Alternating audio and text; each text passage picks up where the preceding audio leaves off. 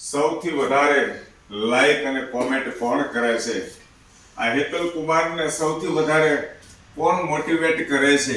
એ વ્યક્તિના નામ તમને ખબર છે? તમે જુઓ છો કે નથી જોતા?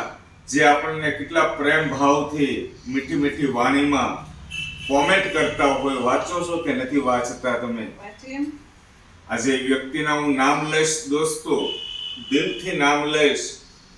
YouTube ની અંદર મારી ચેનલ છે, એમની અંદર સૌથી વધારે લાઈક ને કોમેન્ટ હોય, હરેક વિડીયોની અંદર હોય તો વિમળાબેન લાલજીભાઈ હરેક વિડીયો જોવે, હરેક વિડીયોની અંદર રિએક્શન આપે. અને બીજા છે મીનાક્ષીબેન શાહ, હરેક વિડીયો જોવે.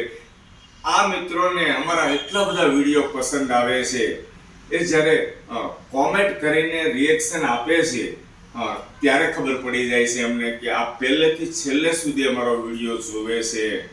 અને ફેસબુકની અંદર ઈલાબેન ગાંધી ઘણા ટાઈમથી અમારી સાથે જોડાયેલા છે. અમને ખ્યાલ હોય છે કેમ કે તમારી રેગ્યુલર લાઈક ને કોમેન્ટ હોય, અમે ખૂબ મોટિવેટ થઈએ છીએ.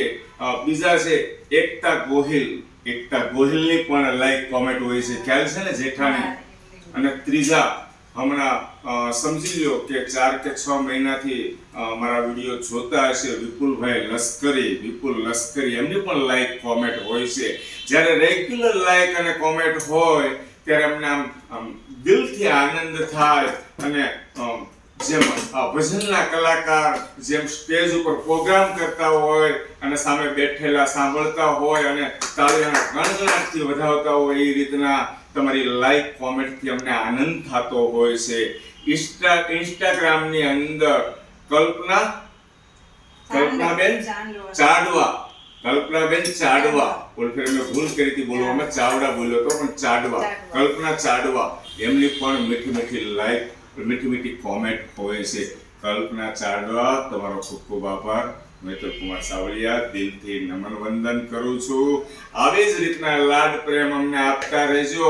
અમે નવા વિડીયો અલગ અલગ માધ્યમથી બનાવતા રહીશું. અને વિડીયોની અંદર કંઈ પણ ભૂલ થતી હોય તો તમારા પહેલાને માફ કરતા રહેજો.